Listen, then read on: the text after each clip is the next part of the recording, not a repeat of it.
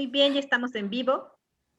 Muchísimas gracias, Lynn, por mandarnos en vivo. Buenas tardes a todas las personas que están conectadas en este momento. Muchas gracias por acompañarnos en esta cumbre de salud mental. Como saben, bueno, para las personas que es la primera sesión a la que se conectan, estamos celebrando el primer aniversario de la Sociedad Intermexicana de Profesionales de la Salud Mental, y si hay algún profesional de la salud mental que nos esté viendo y quisiera formar parte, les invitamos por favor a que se pongan en contacto con nosotros. La única intención es poder promover una mayor salud mental desde las diferentes líneas profesionales que tenemos. Pues muy bien, en este momento voy a dar inicio, voy a presentar a Lorena Martínez Avendaño, quien nos acompaña el día de hoy con una plática muy interesante que es Ansiedad de niños, reflejos de sus padres.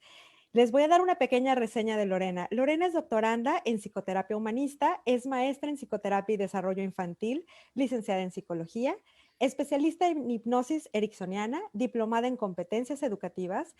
Ella es también docente de posgrado y psicoterapeuta privada, directora del Centro de Atención y de Psicoterapia Humanista en la ciudad de Puebla. Tiene 20 años de experiencia en psicoterapia y educación en todos los niveles académicos. Bienvenida, Lorena, y muchísimas gracias a Pamela, que nos va a estar ayudando con lenguaje de señas para hacer este evento todavía más inclusivo. Gracias.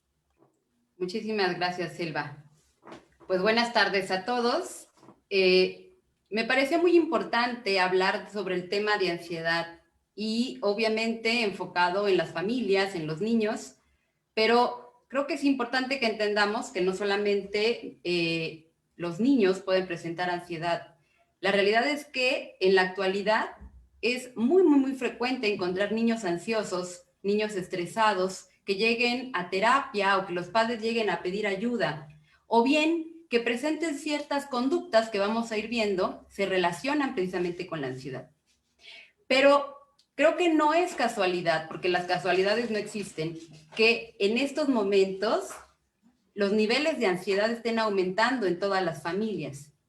Si nos ponemos a analizar, los problemas a nivel de salud mental han aumentado con esta situación de la pandemia. Incluso estaba yo escuchando en una conferencia de España que el 64% de los españoles han aumentado su ansiedad por este temor de contraer COVID. Y bueno, los mexicanos no nos quedamos atrás. En abril, a las 2 semanas de cuando la pandemia inicia, el 28.8%, de acuerdo a estadísticas del gobierno de la República, reportaban que las personas habían presentado ansiedad por este temor a contagiarse.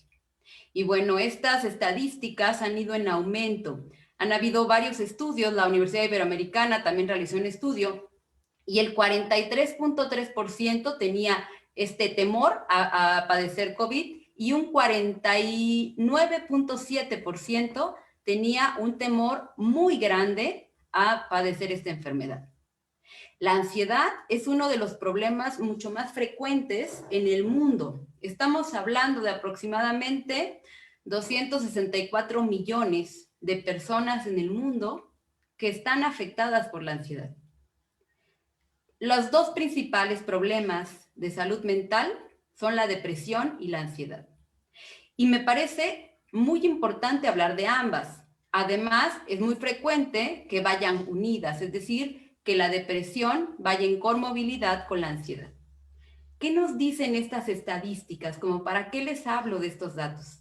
Creo que es muy importante que entendamos que la ansiedad, que es una respuesta ante las situaciones, las aprendemos desde casa. Así que me gustaría que todos los que están aquí escuchando puedan analizar cómo responden ante las situaciones de presión o de estrés de la vida. Sé que en estos momentos hay cambios y hay crisis. ¿Cómo estamos respondiendo ante esto? El estrés es algo natural en el ser humano. No podríamos vivir sin estrés. Todas las situaciones de la vida que generan cierta presión van a generar estrés. El estrés es una respuesta adaptativa ante un peligro. Por naturaleza, el ser humano tiene que tener herramientas biológicas para responder al estrés. La ansiedad de alguna manera se convierte en esta situación desproporcionada, cuando los niveles de estrés son tan altos que ya no sé cómo responder ante ello. El ser humano está adaptado desde su origen a vivir en una situación de tensión-distensión. Es decir, desde la época de la prehistoria, ¿no? Cuando se sometían a algún peligro, pues corrían, ¿no? Y todos sus sistemas se activaban, ¿no? Nuestro sistema nervioso central está elaborado para esto, y tenemos al sistema simpático y parasimpático que me va a permitir el poder responder y reaccionar de manera eficaz ante la situación de peligro. Pero ¿qué es lo que pasa en la actualidad? En realidad, a veces ya no es una respuesta ante un peligro inminente, es una respuesta automática y rígida ante una situación que en realidad solamente está en peligro desde mis creencias, desde mis ideas. El estrés es sano y saludable en nuestra vida. Tenemos lo que es el distrés, que sería la respuesta exagerada y poco adaptativa, y el eustrés, que sería esta parte saludable que me impulsa para hacer las cosas. Porque todos necesitamos cierto nivel de estrés para poder impulsarnos. El problema es en qué nivel estamos en el estrés y cómo estamos reaccionando ante esa circunstancia. Porque si el estrés solamente está ante una situación en donde yo me pongo en un estado de alerta para poderme proteger, esa es una forma saludable de responder. Pero, ¿qué sucede cuando esto se convierte en algo permanente? Entonces ya hablamos de un estrés crónico, en el cual tendríamos que pensar que se queda estancada esta situación. Y aquí me gustaría que reflexionáramos, y por eso quiero incluir, ¿no?, el aspecto de la familia, porque así como tú aprendes a responder ante las situaciones de estrés o depresión, es como le estamos enseñando a nuestros hijos a hacerlo. Todo lo que, las formas de actuar, nuestros hijos las observan. Y entonces, si nos ponemos atención, nuestros hijos incluso hablan y tienen los ademanes y tienen palabras iguales a las de nosotros. Desde pequeños nos están observando, y más que lo que les decimos verbalmente, nos están enseñando en nuestra forma de actuar y sobre todo de responder. Y a mí me gustaría preguntarte, ¿cómo respondes tú ante estas situaciones? La ansiedad es un trastorno en donde el estado de alerta se convierte en algo exagerado, algo que realmente afecta todo mi sistema. Y hay una diferencia entre angustia y ansiedad. Cuando hablamos de angustia, generalmente nos remitimos hacia el pasado. Cuando yo estoy preocupado por algo que ya sucedió y que además ya no puedo cambiar. Muchas veces nos quedamos pensando en lo que no hicimos o en lo que debimos de hacer. Y esto genera angustia. Y entonces tengo esa sensación física generada por las ideas y las creencias del hubiera. Por ahí decimos, la palabra hubiera no existe. Lamentablemente, sí existe porque la traemos del pasado y está aquí encima de nosotros, en el aquí y en el ahora, como un lastre. Y entonces, si yo estoy pensando en lo que dejé de hacer, voy a vivir con angustia. La ansiedad se le llama también ansiedad porque está orientada hacia el futuro. Cuando yo estoy pensando en lo que va a pasar y me estoy anticipando ante eso, podemos hablar de ansiedad. Y yo no vivo el presente, y esa es la situación y esa es la dificultad. Cuando yo no vivo el presente y estoy anclado en este temor de lo que va a suceder, empiezo a generar incluso malestares de tipo físico. La palabra preocupación tiene el prefijo pre, que significa antes de. Y si yo me estoy preocupando antes de hacer las cosas, ¿cuál es el sentido? Si nos ocupamos en lo que podemos hacer en el aquí y en el ahora, entonces estamos viviendo en el presente. La angustia y la ansiedad están relacionadas con el no estar en el presente. Y esta es una situación que se convierte en un trastorno muy importante de salud mental. Sin embargo, hay diferentes formas de manifestar la ansiedad. Y tenemos muchísimos trastornos de tipo ansioso.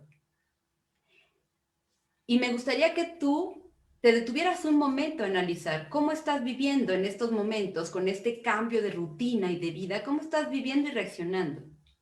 A veces la ansiedad se manifiesta con conductas obsesivas compulsivas, en donde estoy limpiando constantemente, ordenando, buscando el control, incluso con mis hijos, ¿no? Buscando formas de no estarme quieto. Eso me está diciendo algo. O bien, empiezo a sentir síntomas de enfermedad y empiezo a buscar, ¿no?, situaciones que me generen la idea de que puedo estar enfermo, sobre todo por este temor que es muy frecuente que las personas estén presentando de enfermarse actualmente con la situación del COVID. Hay muchas maneras de demostrar la ansiedad y la angustia. ¿Cómo estás viviendo tu presente? ¿Y cómo estamos manifestándoselo a nuestros hijos?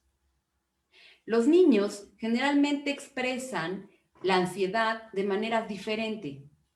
Si tus hijos están mostrando irritables, inquietos, puede ser que tengan rasgos también de ansiedad. Un niño no te va a explicar con esa claridad, decir, mamá, no, me siento ansioso. Pero tendríamos que observar también si la conducta de nuestros hijos está cambiando. Porque la realidad es que toda la situación de la vida cotidiana se ha modificado. Y aunque muchas veces hemos adaptado las circunstancias, hay cosas que sí hemos perdido, que es el contacto con los otros. Y este contacto con los demás es fundamental. ¿Cómo lo estás viviendo? ¿Y cómo está tu familia? A mí actualmente me llegan, tanto al consultorio como a nivel virtual, familias, personas, niños, adolescentes, adultos, que están viviendo esta crisis por todo lo cotidiano y diferente que se está viviendo actualmente.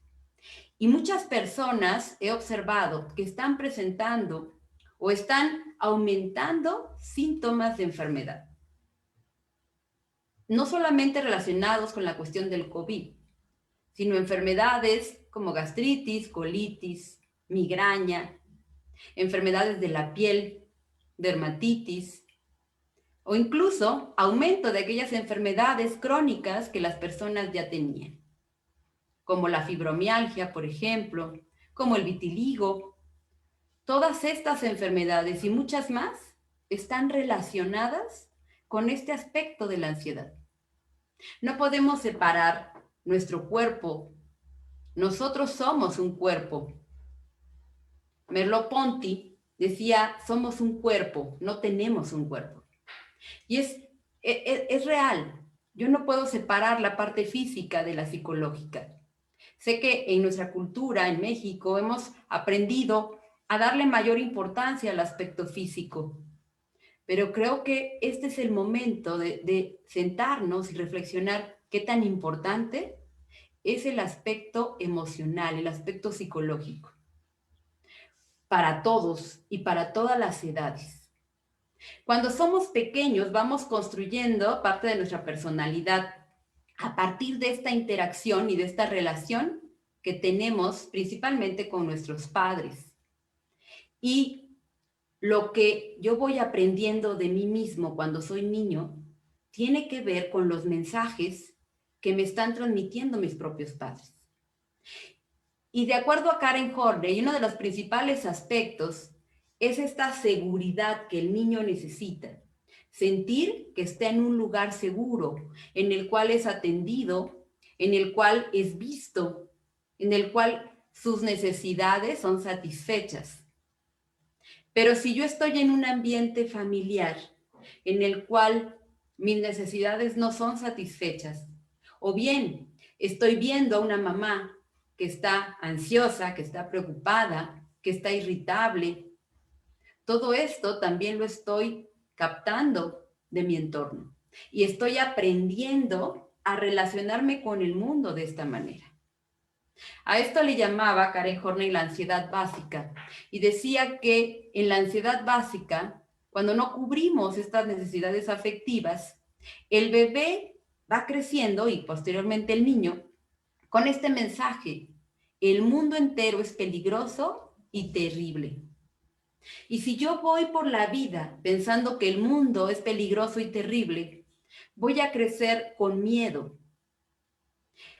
El miedo tiene que ver con la ansiedad. Miriam Muñoz lo relaciona como si el miedo fuera pues el antecesor de la ansiedad. Y esto es real. Son dos emociones que van de la mano. Y entonces el niño crece con miedo, crece pensando que el mundo es inseguro y que entonces, si el mundo es inseguro, tengo que protegerme. Y si tengo que protegerme, entonces voy a sentir temor para separarme, por ejemplo, de mis padres, ¿no? De mi madre. Voy a sentir temor para relacionarme con los demás. O bien, voy a pensar que necesito cubrir las expectativas de los demás para que me sienta seguro o para que me protejan. Y entonces, si se fijan, esta postura o este mensaje tiene que ver con aspectos de inestabilidad emocional. Así que por eso es tan importante cómo estamos contactando con las situaciones que vivimos. De acuerdo a la Gestalt, la ansiedad es un síntoma en el cual todas las personas estamos realizando procesos de contacto. Pero cuando yo no logro establecer el contacto, cuando algo sucede que corta este contacto, que puede ser un bloqueo, entonces uno de los síntomas precisamente es la ansiedad. Así que la ansiedad surge, además, por uno de los bloqueos más frecuentes son los introyectos. Los introyectos se refiere a aquellas creencias que he aprendido acerca de lo que debe ser. Como esto que les mencionaba de no estoy seguro en el mundo, o tengo que cuidarme, o tengo que protegerme, o bien mensajes que a veces los adultos les damos a los niños, como por ejemplo, ten miedo, ¿no? ¿Y por qué les digo el mensaje que les damos es ten miedo? Porque como mamás, a veces sin darnos cuenta, le decimos a nuestros hijos mensajes como de ¿estás bien? ¿Qué te va a pasar? No, y son mamás aprensivas, que lo que estamos haciendo es en esta necesidad de control. Estoy enviándole a mi hijo estos mensajes de hay que tener miedo porque el mundo no es seguro. Cuando una mamá o un papá transmite este tipo de mensajes, lo que estamos haciendo es proyectar lo que en realidad percibimos de nosotros mismos. Así que creo que es muy importante que nos autoobservemos y que identifiquemos cómo estamos nosotros y qué ideas o creencias estamos generando para pensar que el mundo es inseguro, para pensar que tenemos que estarnos protegiendo y tener miedo. Miedo del mundo, miedo de los otros, miedo de relacionarme. Y esto obviamente es algo que vamos transmitiendo. Por eso a mí me gusta mucho trabajar con niños y adolescentes, pero evidentemente tenemos que trabajar con los padres, porque los hijos, la realidad es que son un reflejo de lo que los padres hacen. Y no dije de lo que dicen, sino de lo que hacen. Porque lo más importante es lo que estamos transmitiendo a partir del ejemplo. Y eso no lo podemos evitar. Nuestros hijos nos observan todo el tiempo.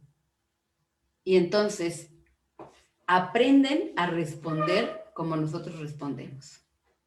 Y uno de los introyectos más frecuentes de estas creencias de las que les hablo es esta idea de no estás a salvo. A veces las mamás, por sobreproteger, por cuidar, mandan este mensaje de temor hacia nuestros hijos. Decía Norman Schutz, ¿no?, que esto tiene que ver con la neurosis ansiosa. Tiene que ver con el percibir el mundo como amenazante. Y entonces, si el mundo es amenazante, pues entonces, ¿para qué quiero salir al mundo?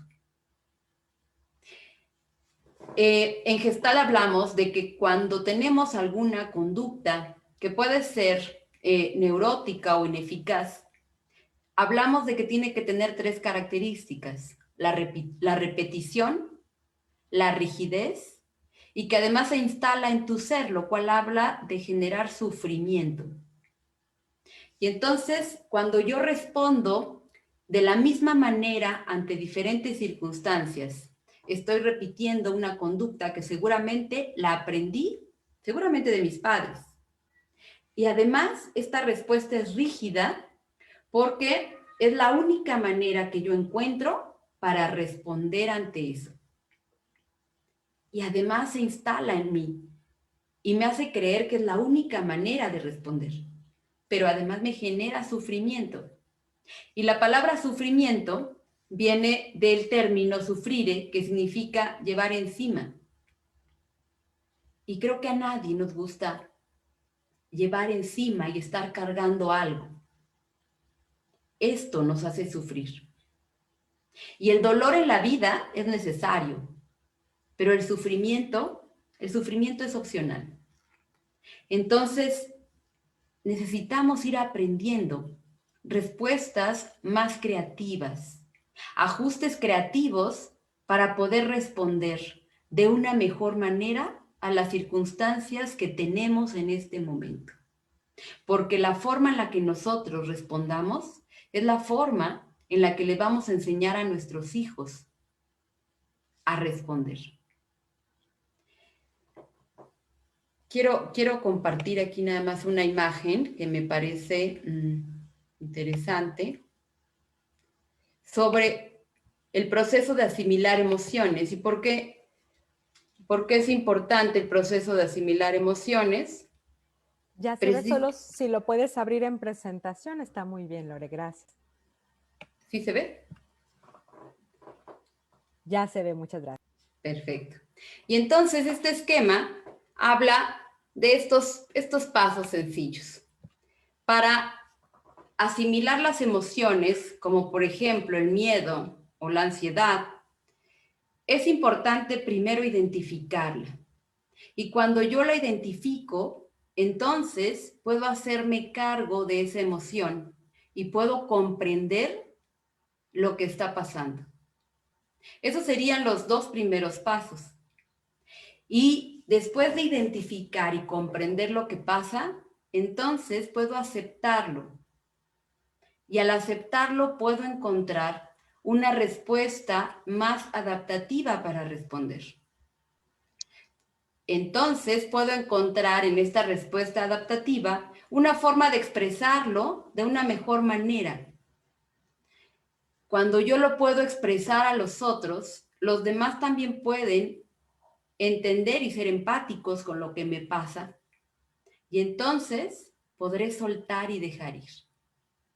Esto es muy importante porque tiene que ver con algo que a mí me gusta mucho. Esta es una frase que mencionaba Víctor Frank, que decía: entre el estímulo y la respuesta, todos los seres humanos tenemos la capacidad de elegir cómo respondemos ante eso. Y eso es la libertad. Todo ser humano es libre de elegir. Y es algo a lo que no podemos evadir, elegir. Y entonces yo tengo la capacidad de elegir cómo respondo ante esas circunstancias. Y bueno, quería yo que vieran estos esquemas porque me parece importante, ¿no? El poder ver de manera estructurada que tenemos alternativas para responder de manera diferente.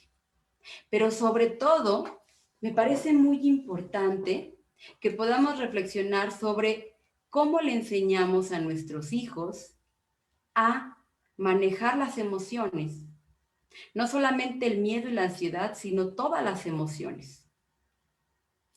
Incluso ha habido ya varios estudios relacionados, por ejemplo, con Daniel Goleman sobre la inteligencia emocional.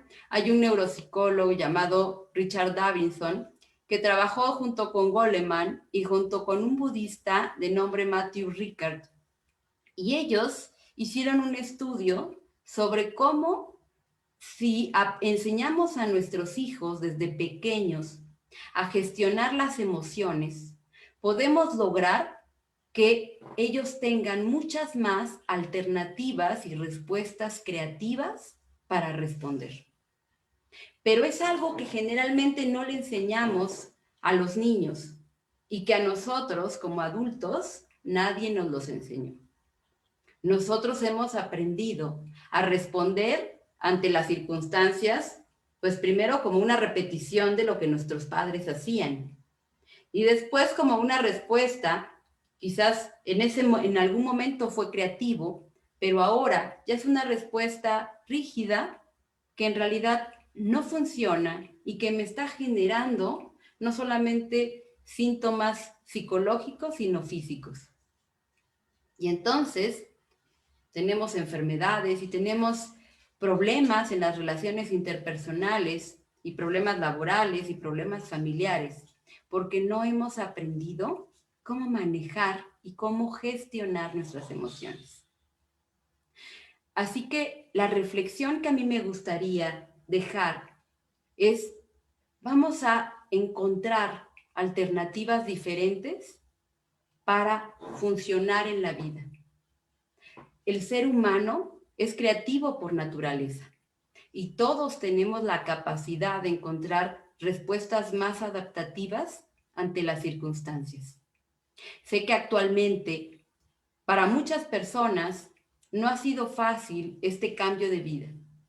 Sé que ha habido situaciones económicas, situaciones familiares, que muchos además hemos tenido pérdidas de cerca y que toda esta situación ha generado un aumento considerable en la ansiedad y en muchos otros trastornos de salud mental.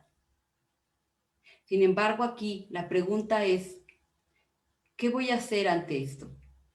Porque puedo quedarme con estas respuestas, puedo quedarme en una postura de víctima, o puedo quedarme en el enojo o en la ansiedad, o puedo ir encontrando diferentes alternativas para hacerme responsable y hacerme cargo de mi vida. Pero sobre todo, para poder apoyar a mis hijos a responder también de una manera creativa y diferente.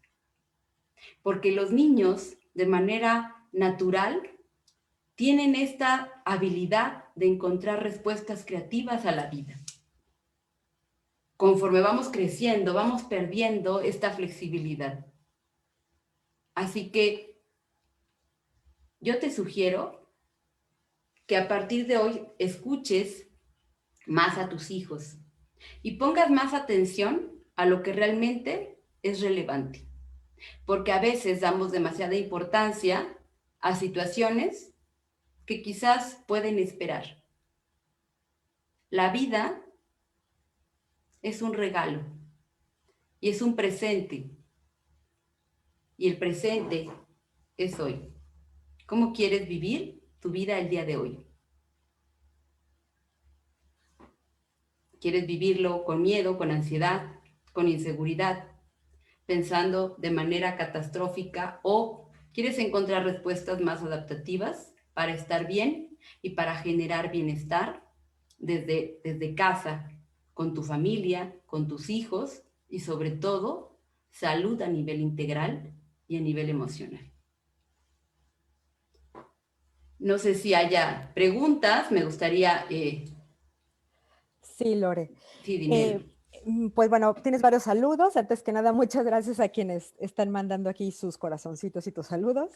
Y Miri Cortés te dice, hola Lore, ¿cómo puede afectar la pandemia a los niños? Creo que la pandemia nos afecta a todos, porque, como les decía, es un cambio en toda la organización de vida. Pero creo que hay algo importante. Todos nos podemos adaptar y tenemos la capacidad de adaptarnos a las circunstancias. Y creo que pues la mejor demostración es lo que estamos haciendo en este momento. Yo no me había visualizado antes, ni dando talleres, ni dando terapias, ni dando pláticas por estos medios. Y sin embargo, hemos ido aprendiendo a adaptarnos a las circunstancias. Y nosotros como adultos lo hacemos, imagínense los niños. Los niños se adaptan fácilmente a todos los medios electrónicos. Sin embargo, hay una realidad. Por más que busquemos, ¿no?, esta forma adaptativa y efectiva para estar bien, la realidad es que el contacto con los demás es algo necesario que no vamos a poder sustituir. Creo que a los niños, al igual que a los adolescentes, ¿no?, la parte de la socialización con sus iguales es un aspecto que claro que afecta. Que ellos encuentran de forma creativa, ¿no?, la forma de ir supliendo, ¿no?, aunque no sea del todo esta necesidad. Creo que ha sido eficaz porque los niños pues también son muy buenos, ¿no?, manejando cualquier red social y chat, etcétera, y se comunican y hacen amigos incluso de esta manera. Pero la parte del contacto creo que es muy importante. Pero a un niño le va a afectar en mayor o menor medida, dependiendo del manejo que se tenga en casa. Si los padres están estresados, si los padres están irritables, angustiados, pues los hijos van a también a recibir este estrés, esta ansiedad, y lo van a también a manifestar de diferentes maneras, generalmente mediante conductas disruptivas, ¿no? Muchas gracias, Lore. Hasta este momento es la única pregunta que tenemos. No sé si te gustaría compartirnos algo más. Sí, claro. Creo que aquí, en esta parte de la adaptación que les mencionaba, ¿no?, a todos nos afecta y tendríamos que ir buscando qué alternativas tenemos para no caer en una situación de extremo. Cuando yo empiezo a magnificar una situación que es real, como por ejemplo actualmente la pandemia, ¿no? Cuando esta situación yo la hago, la empiezo a magnificar, lo que sucede es que también empiezo a generar ansiedad. Y entonces cuando yo le doy el justo medio a las situaciones y también busco alternativas, como por ejemplo, yo ahorita sí les sugiero empezar a buscar alternativas diferentes para no centrarnos en esta situación de la pandemia después de tanto tiempo. Actividades familiares, ¿no? Quizás ir a algún lugar abierto, al campo, pero sí es importante empezar a buscar estrategias diferentes para ir rompiendo también esta situación de crisis que se ha generado. Pero definitivamente la clave está en cómo lo vivimos nosotros los adultos para podérselo transmitir a los hijos. A mí me gustaría preguntarte, Lore, Sí. en esto tan importante que hablas del miedo proyectado de los padres hacia los hijos, ¿qué mensajes serían positivos de compartir justo en 2020 en medio de la pandemia? ¿Qué sugerirías? Sobre el miedo. Exactamente, como justamente a partir del introyecto que hablabas de el mundo es un lugar inseguro y bueno, sí, efectivamente hay ciertos riesgos que en este momento se están viviendo. ¿Qué mensajes positivos o qué actividades tú sugerirías a los padres para hacer un reforzamiento positivo en estos momentos? Claro. Fíjate que el miedo en los niños es pues una situación que se puede dar con mucha frecuencia. Muchas veces los niños presentan pesadillas, ¿no? Terrores nocturnos, el temor, ¿no? Ante la oscuridad. O bien hay niños que, de acuerdo a también antecedentes familiares de ansiedad, presentan, por ejemplo, ansiedad de separación. Y entonces todo esto está relacionado con el miedo y está relacionada con la inseguridad, con esta percepción de sentir temor. Creo que la principal estrategia es que nosotros le podamos transmitir esta seguridad y confianza a nuestros hijos. Hay un libro que a mí me gusta mucho, que es de hace muchos años, que se llama Abrázalos, estréchalos y déjalos ir. Y precisamente este libro habla, no me acuerdo la autora en este momento, habla de cómo necesitamos primero brindar esa seguridad para después irlo soltando gradualmente, para que nuestros hijos cuando lleguen a la adolescencia tengan esa capacidad de autonomía y de poder confiar en el mundo. Pero esto es un proceso que se lleva a cabo desde que somos niños, a través de las actitudes y de los mensajes que vamos dando los padres. Entonces yo creo que lo principal es que transmitamos esa tranquilidad y que ante estas situaciones podamos contener a los hijos, pero también podamos explicar, ¿no? Explicar de manera clara, de manera sencilla, qué es lo que sucede ante esta situación y si le tengo miedo a la oscuridad o si fue un sueño, el identificar qué es lo que está pasando, porque muchas veces son síntomas precisamente de ansiedad o de algunas problemáticas que el niño está manifestando en relación a la dinámica familiar. Pero la contención, el apoyo y la seguridad primero del adulto, creo que es sumamente importante. Ok, sí es cierto, es de Richard Roberticello, sí es cierto. Gracias, Elba. Solamente para que se queden con el dato, las personas que estén interesadas en tu sugerencia. Muchísimas gracias, Lore. Gracias. No sé si te gustaría compartirnos. En este momento no hay una pregunta. Bueno, están diciendo que está muy interesante tu plática, es muy instructiva y bueno, hay varios comentarios positivos. No sé si en este momento te gustaría compartirle a la audiencia cómo podrían contactarte, ¿sabes? Quien esté interesado a lo mejor en algún proceso o hacerte alguna pregunta específica. Claro. Bueno, yo estoy ubicada en la ciudad de Puebla, Centro de Atención y Psicoterapia Humanista. En esta página estoy en Facebook y, y pues bueno, estoy para servirles. Soy especialista en niños, en adolescentes y también trabajo con adultos. Y bueno, estamos aquí en la ciudad de Puebla. Y bueno, si alguien tiene alguna otra duda, alguna otra pregunta, con mucho gusto. Rosa María López Niebla pregunta aquí si tienes alguna sugerencia de una técnica en específico para el tema, supongo. Ajá. Hay algo que yo trabajo precisamente, que es el intercalar el yoga con trabajos de lo que actualmente se conoce como el mindfulness, que tiene que ver con la respiración. Pero obviamente con los niños lo tenemos que hacer de una manera muy lúdica. Y entonces, una estrategia que yo sugiero a los niños para poder primero aprender a respirar es hacerlo a través de un globo. Y entonces el niño observa cómo se infla el globo y cómo se desinfla. Y esta es la estrategia para que el niño aprenda a respirar, porque la respiración debe de llegar hasta el estómago y debo inflar mi estómago y desinflar. Y entonces el niño aprende a regular sus emociones a partir de la respiración.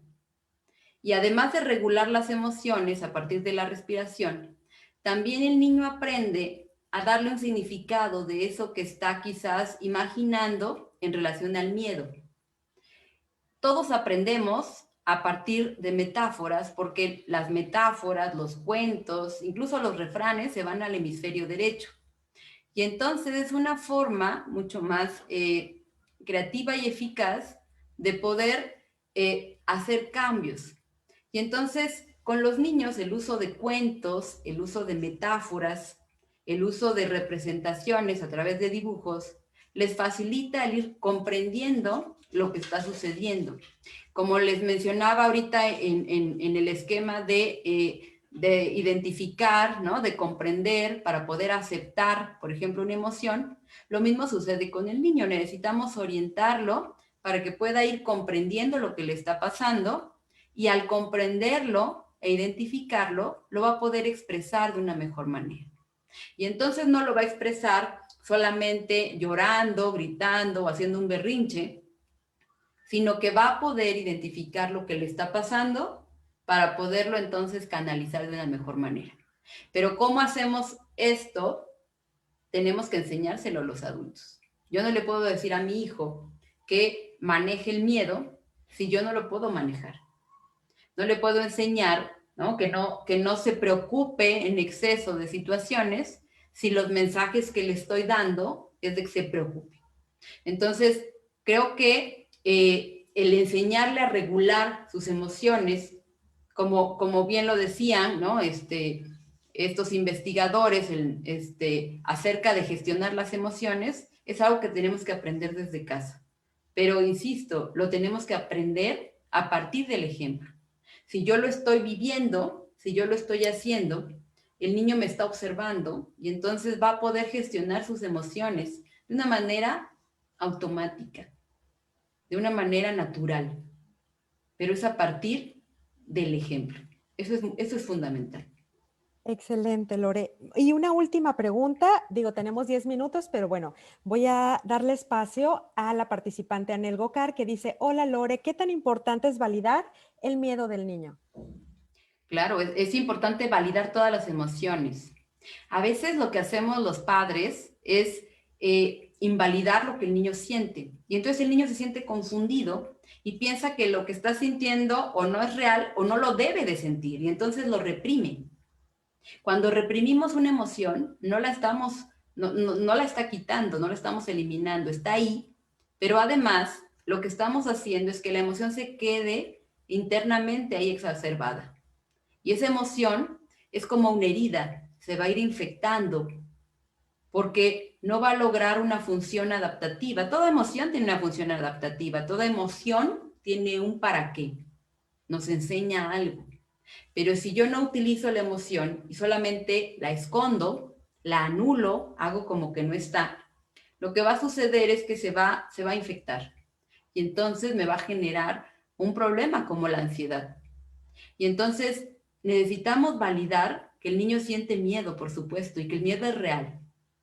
Sin embargo, podemos acompañar al niño a poder afrontar su miedo. Algo que a mí me gusta mucho trabajar con los niños es el aspecto de que ellos comprendan que el miedo no es tu enemigo, el miedo es tu amigo y el miedo te permite protegerte ante los peligros. Si no tuviéramos miedo, me podría yo parar en un lugar muy alto, en un abismo, pararme en la orilla y me podría yo inclinar hacia el frente y me podría aventar. Pero el miedo me ayuda a darme cuenta que eso es peligroso y que no debo hacer eso porque me voy a caer y probablemente me descalabre o me muera. Y entonces el miedo cubre esa función de protegerme. El problema no es sentir miedo, porque todos en la vida sentimos miedo. El problema es cuando el miedo no es expresado adecuadamente y va creciendo, creciendo, de tal manera que me invade. Yo a los niños les digo, es como el monstruo, es un monstruo del miedo que me invade y entonces me paraliza. Y cuando me paraliza, deja de ser adaptativo, se convierte en algo disfuncional. Así que no se trata de eliminar la emoción, se trata de canalizarla de manera adecuada para que yo la pueda aceptar y pueda reconocer el mensaje que esa emoción me está dando en la vida. Y cuando yo tengo claro qué me está enseñando, puedo amigarme con esa emoción. No necesito pelear con ella. Y entonces necesito validar en mi hijo que sienta miedo, que sienta enojo, ¿no? Que se sienta nervioso.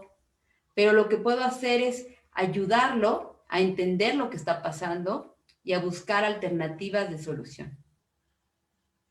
Y entonces le voy a estar enseñando a gestionar el miedo. La gestión de emociones tiene que ver con la resolución de problemas. Por eso les decía al principio, ¿cómo respondemos ante las circunstancias y ante las situaciones? Si yo respondo bloqueándome o respondo ante las situaciones de estrés gritando, llorando, desesperándome, Eso es lo que le estoy enseñando a mi hijo, que es la manera de responder. Si yo encuentro formas mucho más creativas para responder ante las situaciones y para resolver problemas, estoy gestionando de manera adecuada mis emociones. Y no significa que no sienta miedo o que no me sienta triste. Ahí está esa emoción, pero está cubriendo una función para ayudarme a crecer y ayudarme a ser mejor. No sé si respondo a tu pregunta. Bueno, pues Rosa María no ha contestado, me imagino que sí, que quedó bastante claro. Muchísimas gracias, Lore, y muchísimas gracias, Pamela, también por hacer esto disponible, por compartirnos los conocimientos, que esperemos que toda la gente, que muchísimas gracias por seguir conectados, que pueda dejarles algo bastante práctico y útil en estos momentos en los que todos tenemos tantos retos. Ah, sí, mira, Rosa María dice muy claro, muchas gracias. Perfecto. Ha sido un gusto acompañarlos. Lore, no sé si gustes despedirte de la gente. Claro que sí. Muchísimas gracias. Gracias, Selva, por tu apoyo. Gracias, Pamela. Y bueno, gracias a la Sociedad Intermexicana de Profesionales de la Salud Mental. La verdad es que este ciclo de pláticas y de conferencias, pues es algo que realmente vale la pena porque todos necesitamos reflexionar sobre la importancia de la salud mental. Así que les agradezco muchísimo a todos el haberme escuchado, compartir, y bueno, espero que realmente lo podamos llevar a la vida diaria, que eso es lo más importante, llevarlo a la práctica, porque venimos a esta vida a estar bien y a ser felices. Muchas gracias. Muchas gracias. Gracias a todos. Sigan pendientes de las siguientes ponencias hoy y el día de mañana. Gracias, que estén bien.